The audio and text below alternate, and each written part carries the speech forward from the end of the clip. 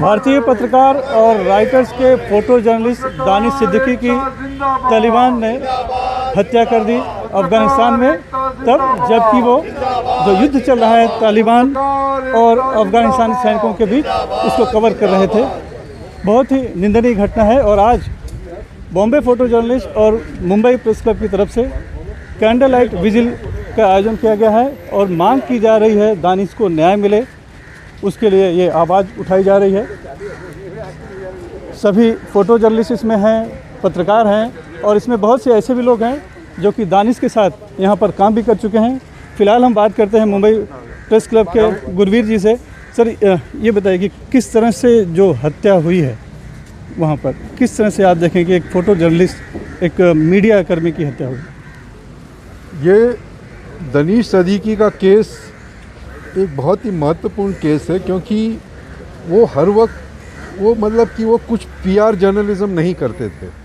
जो सच्चाई है, जहाँ की जो दिल्ली के राइट्स हों या रोहिंग्या जो मुस्लिम्स हैं, ऐसे विषय लेके उन्होंने जो सही चित्र है वो सामने लाने का कोशिश किया। वो दिल्ली में बेस्ड थे, मुंबई में बेस्ड थे।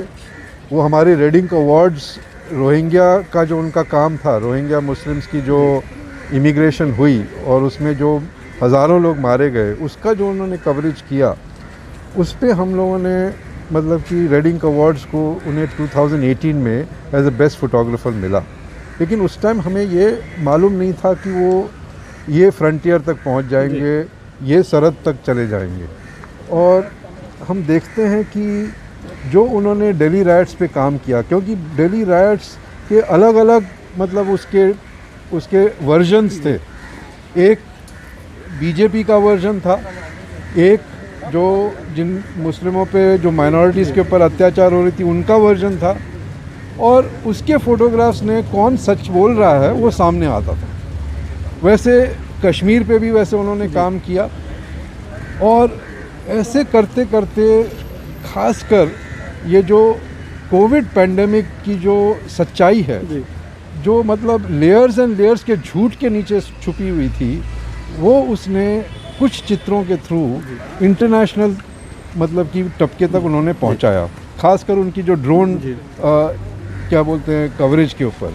तो ये हम देखते हैं कि वो उनके खुद के लफ्ज़ में वो एक कॉमन मैन के लिए वो शूट करते थे। और अफ़गानिस्तान की जो वॉर है अभी वहाँ पे चेंज हो रही है। अमेरिका छोड़ के जा रहा है और उसकी जगह तालिबान अटैक कर रही है। तो वहाँ पे वो मतलब कि वो एक फ्रंटियर सोल्जर था जर्नलिज्म का। इस रूप से हमें देखना पड़ेगा। और जहाँ पे जो मेन लड़ाई थी वो कंधर में जो, उसको कवरेज करने के लिए वहाँ पे गए थे। और एक हमारी लक ख़राब है, पत्रकारिता की लक ख़राब है, जर्नलिज़्म की लक ख़राब है कि ये जो कंधर में जो लड़ाई हुई उसके क्रॉस फायर में, और तालिबान तो कभी कौन जर्नलिस्ट है कौन नहीं है कभी सोचते नहीं हैं, और बड़े बेरहमी से उसे वहाँ पे मारा गया। तो ये एक बहुत बड़ा लॉस है, क्योंकि वो एक प्योरिटी ऑफ जर्नलिज्म, एक सच्चाई और एक वो मतलब कि बैठ के घर पे नहीं करना लेकिन फ्रंटियर तक जाना, वो हमें उनसे सीखना चाहिए। सीधे फील्ड में जाकर रिपोर्टिंग करना, जाबाज पत्रकारिता करना। और दानिश के बारे में बताया जाता है कि वो सिर्फ तस्वीरें नहीं खींचा करते थे, बल्कि उनकी तस्वीरें जो है पूरी कहानी बयां करती थी, रिपोर्ट बयां करती थी। इस तरह से यहाँ पर देखिए दानिश की तस्वीरें ली गई हैं और कोशिश है कि दानिश की याद को ताज़ा किया जाए, दानिश को न्याय मिले। हमारे साथ एक और फ़ोटो जर्नलिस्ट हैं जो दानिश के साथ राइटर्स में ही काम कर चुके हैं। किस तरह से याद करते हैं आप दानिश को? वेल, दानिश मेरा जो कलीग है, मेरे बॉस भी थे, और वो हमेशा मैं उनसे भी लास्ट टाइम जनवरी दिल्ली में मिलने गया था जब मैं फार्मर्स प्रोटेस्ट कवर कर रहा था, और उनसे मैं मिला भी था। इतना बढ़िया आदमी है। मेरे आज इस इंडस्ट्री में मैं जो फ़ोटो जर्नलिस्ट हूँ, कई बार हमेशा उन्होंने मुझे बताया है कैसे करना है। He was a brother, he was a friend and he was a great human being in this.